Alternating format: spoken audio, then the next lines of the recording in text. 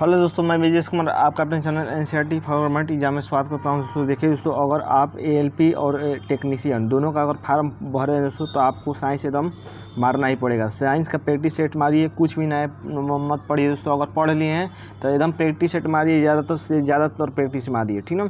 चाहे किसी भी क्वेश्चन, चाहे किसी भी एग्जाम में पूछा गया हो, प्रैक्टिस सेट आपको मारना ही पड़ेगा।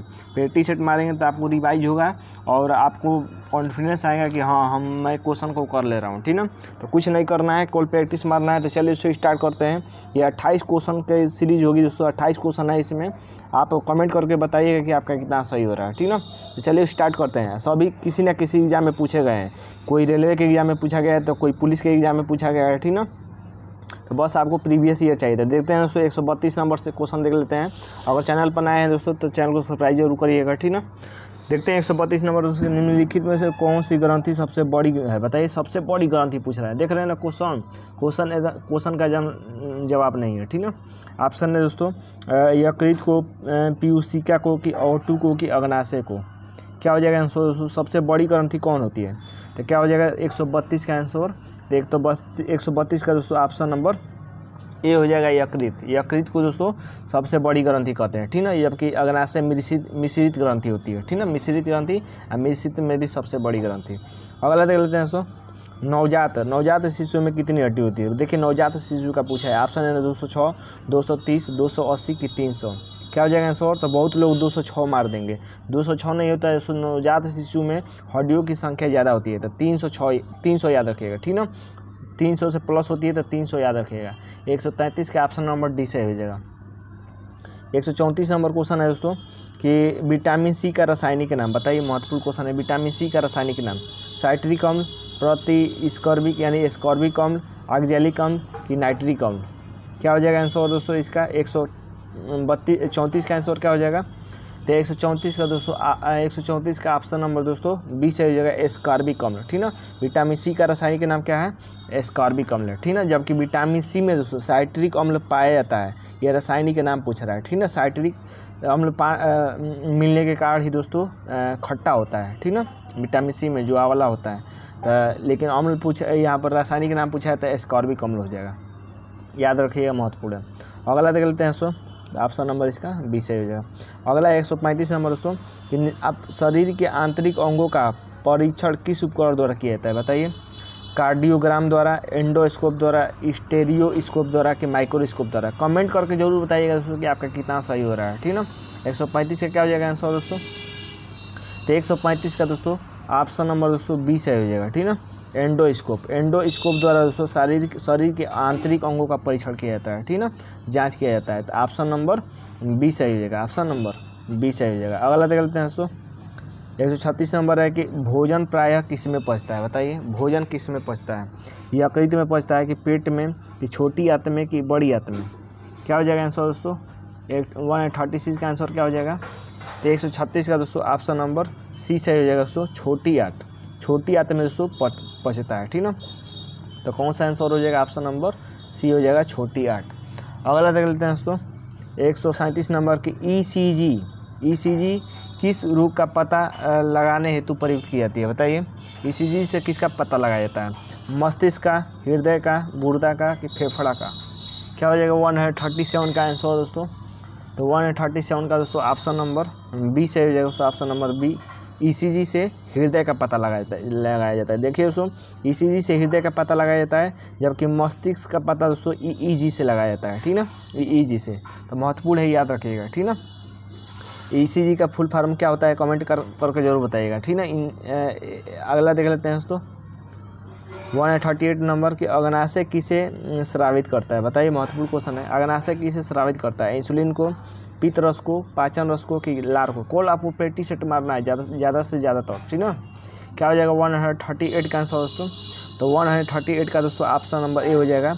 अग्नाशय किसे स्रावित करता है? तो इंसुलिन स्रावित करता है, ठीक ना। अग्नाशय से 3 निकलते हैं दोस्तों, अल्फा, बीटा और गामा। 3 प्रकार के एंजाइम निकलते हैं, ठीक ना। तो उसी से स्रावित होता है दोस्तों इंसुलिन। बीटा से इंसुलिन होता है कि अल्फा से?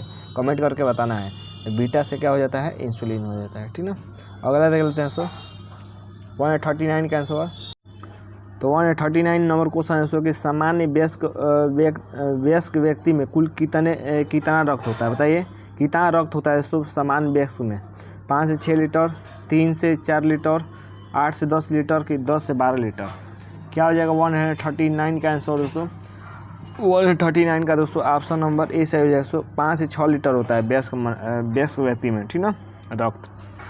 अगला देख लेते हैं दोस्तों क्वेश्चन कि मछली कहाँ से सांस लेती है, बताइए मछली कहाँ से सांस लेती है।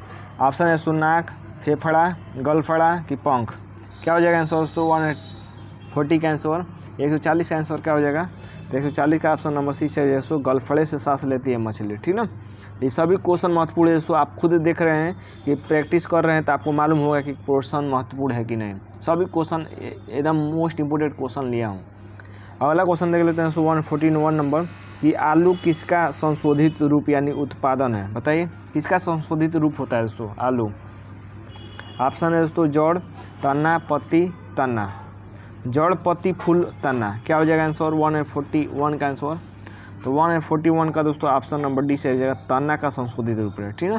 तो आलू का क्या खाया जाता है, तना खाया जाता है, ठीक ना। अगला है दोस्तों 142 नंबर कि हरे पौधे किसकी उपस्थिति में भोजन बनाते हैं। महत्वपूर्ण क्वेश्चन है। प्रकाश की उपस्थिति में, अंधेरे की उपस्थिति में, उष्णता की उपस्थिति में, खनिज लवण की उपस्थिति में। क्या हो जाएगा 142 का आंसर दोस्तों। तो 142 का ऑप्शन नंबर ए हो जाएगा दोस्तों, प्रकाश की उपस्थिति में दोस्तों भोजन बनाते हैं, ठीक ना। सभी क्वेश्चन अगर अच्छा लग रहा है दोस्तों तो लाइक जरूर करिएगा, ठीक ना। एकदम प्रैक्टिस सेट धुआंधार करिए। प्रैक्टिस सेट करने के लिए दोस्तों चैनल को सब्सक्राइब कर लीजिए। 143 नंबर क्वेश्चन देख लेते हैं दोस्तों कि कोशिका के बारे में निम्नलिखित में से कौन सा कथन सही नहीं है, बताइए कोशिका के बारे में कौन सा कथन सही नहीं है। कोशिकाओं के आकार और माप विशिष्ट कार्य से संबंधित होते हैं। कुछ कोशिकाओं के बदलते आकार होते हैं। प्रत्येक कोशिका में निष्पादन की अपनी क्षमता होती है। सभी देह ऊतकों में एक ही प्रकार की कोशिकाएं विद्यमान होती है। तो बताना है दोस्तों कि कौन सही नहीं है, कौन सा सही नहीं है, ठीक ना। कमेंट करके बताइए 143 का आंसर क्या हो जाएगा आंसर दोस्तों इसका। तो 143 का दोस्तों ऑप्शन नंबर डी सही हो जाएगा, ठीक ना दोस्तों कि सभी देह ऊतकों में एक ही प्रकार की कोशिकाएं विद्यमान है, ये सही नहीं है। सब में कोशिका क्या होता है, अलग अलग होता है। तो ऑप्शन नंबर डी सही हो जाएगा, डी ये उपस्थित ये कथन सही नहीं है, ऑप्शन नंबर डी। अगला देख लेते हैं दोस्तों 144 नंबर कि मानव के आमाशय में एक्स अम्ल उत्पन्न होता है, ठीक है, जो भोजन के पाचन में सहायता करता है। तो एक्स अम्ल कौन सा है, यानी सीधा सीधा पूछा है दोस्तों कि मानव के भोजन पाचन में कौन सा अम्ल उत्पन्न होता है, ठीक ना। एसिटिक अम्ल, मिथेनोइक अम्ल, हाइड्रोक्लोरिक अम्ल कि सिट्रिक अम्ल। क्या हो जाएगा 144 का आंसर। तो 144 का दोस्तों ऑप्शन नंबर सी से हो जाएगा HCl। HCl मतलब हाइड्रोक्लोरिक अम्ल दोस्तों उत्पन्न होता है मानव के आमाशय में, ठीक ना। आमाशय मतलब पेट में। तो इसका आंसर हो जाएगा ऑप्शन नंबर सी। अगला देख लेते हैं 145 नंबर कि कोई भी प्रकार के रक्त वाला व्यक्ति किसी आकस्मिक संकट में किस प्रकार के रक्त वाले व्यक्ति को रक्तदान कर सकता है, बताइए। अगर कोई इमरजेंसी है दोस्तों तो बी प्रकार के रक्त वाला किसी व्यक्ति को किस प्रकार का रक्तदान कर सकता है, बी या ए बी या ए या ओ, ए बी या बी। क्या हो जाएगा 145 का आंसर दोस्तों। तो 145 का ऑप्शन नंबर डी से हो जाएगा दोस्तों, option number D A B या बी रक्तदान कर सकता है, ठीक ना। अगला देख लेते हैं दोस्तों 146 से 146 है निम्नलिखित में से कौन सा अंग वसा का भोजन कर कोलेस्ट्रॉल उत्पन्न करता है, बताइए कौन सा ऐसा अंग है दोस्तों जो वसा का भोजन कर कोलेस्ट्रॉल उत्पन्न करता है। आंत, यकृत, फुफ्फुस, वृक्क। क्या हो जाएगा आंसर 146 का आंसर। तो 146 का दोस्तों ऑप्शन नंबर बी से हो जाएगा दोस्तों यकृत। यकृत दोस्तों कोलेस्ट्रॉल उत्पन्न करता है, ठीक ना, भोजन करने के बाद। अगला देख लेते हैं दोस्तों, अगला देख लेते हैं 147 देख लेते हैं कि निम्नलिखित में से कौन सा कथन जठर रस के बारे में सही नहीं है। जठर रस के बारे में कौन सा सही नहीं है ये बताना है, ठीक ना। 147 में अगला ऑप्शन है दोस्तों कि जठर एक अस्थायी आशय के रूप में व्यवहार करता है। जठर खाद्य को अमाशय रस के साथ मिश्रित कर देता है। खाद्य मतलब खाने वाले भाग को अमाशय रस के साथ मिश्रित कर देता है। जठर अमाशय रस में लाइपेज और एमाइलेज स्रावित करता है। जठर के खाली होने की दर खाद्य के प्रकार पर निर्भर करती है। बताइए कौन सा सही नहीं है, ये बताना है इसमें 147 में। तो देखिए दोस्तों ऑप्शन नंबर सी सही नहीं है दोस्तों, ये लाइपेज और एमाइलेज नहीं स्रावित करता है जठर, ठीक ना। तो 147 का सी सही हो जाएगा। अगला देख लेते हैं दोस्तों, चंदन के पेड़ को क्या माना जाता है, बताइए चंदन के पेड़ को क्या माना जाता है? पूर्ण मूल परजीवी, पूर्ण स्तंभ परजीवी, पूर्ण परजीवी, स्तंभ परजीवी कि आंशिक मूल परजीवी। 148 का क्या हो जाएगा सवाल? तो 148 का दोस्तों ऑप्शन नंबर डी से हो जाएगा, आंशिक मूल परजीवी माना जाता है, ठीक ना, आंशिक मूल परजीवी माना जाता है। अगला देख लेते हैं दोस्तों, अगला है 149 नंबर, निम्नलिखित में से किस भारतीय वैज्ञानिकों ने पादपों में जल के लंबी दूरी के अभिगमन का सिद्धांत प्रस्तावित किया? जेसी बोस ने, बीरबल साहनी ने, पी माहेश्वरी ने कि NS परिहार ने। क्या हो जाएगा आंसर 149 का आंसर? तो 149 का ऑप्शन नंबर ए से हो जाएगा, जेसी बोस ने दोस्तों भारतीय वैज्ञानिक है जिन्होंने दोस्तों पादपों में जल के लंबी दूरी के अभिगमन, यानी पादप में दोस्तों जो जल जाता है पादपों में, पेड़ पौधों में, वो जो दूरी तक, अधिक दूरी तक जाता है जल, उसके बारे में दोस्तों सिद्धांत दिया जेसी बोस ने, ठीक है। ये महत्वपूर्ण क्वेश्चन है। आभासी फल यानी फॉल्स फ्रूट का उदाहरण कौन है, बताइए कौन सा इसमें फॉल्स फ्रूट है दोस्तों? सेब, अमरूद, आम कि टमाटर? क्या हो जाएगा 150 का आंसर दोस्तों? तो 150 का दोस्तों ऑप्शन नंबर ए से हो जाएगा दोस्तों, फॉल्स फ्रूट में सेब आता है। सेब दोस्तों फॉल्स फ्रूट है, ठीक है ना, महत्वपूर्ण याद रखिएगा। अगला है दोस्तों कि निद्रालु व्याधि रोग यानी स्लीपिंग सिकनेस, यानी सोने से संबंधित है, ठीक ना, सोने की बीमारी की वाहक है। बताइए सोने की बीमारी की कौन वाहक होती है? सिकटा मक्खी, घरेलू मक्खी, फल मक्खी, सेटसी मक्खी? क्या हो जाएगा 151 का आंसर? तो 151 का दोस्तों ऑप्शन नंबर डी से हो जाएगा, सेटसी मक्खी। याद रखिएगा दोस्तों, स्लीपिंग सिकनेस की वाहक कौन होती है? तो सेटसी मक्खी होती है, सेटसी मक्खी। अगला है दोस्तों कि मनुष्य में सामान्य निरन यानी फास्टिंग रुधिर शर्करा स्तर प्रति 100 ml रुधिर होता है कितने mg तक? 20 से 50 mg, 50 से 70 mg, 80 से 100 mg, 120 से 40 mg। तब मानव में दोस्तों रुधिर जो होता है दोस्तों कितने होता है, ठीक ना, जो जिसे ब्लड शुगर कहते हैं, तो कितना होता है? 152 का क्या हो जाएगा आंसर? तो ये हो जाएगा दोस्तों ऑप्शन नंबर सी से हो जाएगा दोस्तों, 80/100 होता है, 80/100 होता है, ठीक ना। 100 मिलीलीटर रुधिर में पूछ रहा है, तो 80/100 हो जाएगा। अगला देख लेते हैं दोस्तों 153 का। 153 है दोस्तों, और 7 क्वेश्चन रह गए, ठीक ना। सबसे अधिक अस्थायी पारिस्थितिक तंत्र कौन सा है? महत्वपूर्ण क्वेश्चन। सबसे अस्थायी पारिस्थितिक तंत्र कौन है? मरुस्थल, महासागर, पर्वत, वन? क्या हो जाएगा? तो देखिए दोस्तों अस्थायी पारिस्थितिक तंत्र कौन होगा 153 का? तो जैसे कि दोस्तों 1 हो जाएगा, 1, ठीक ना। सबसे अस्थायी है, क्या है? अस्थायी पारिस्थितिक तंत्र है।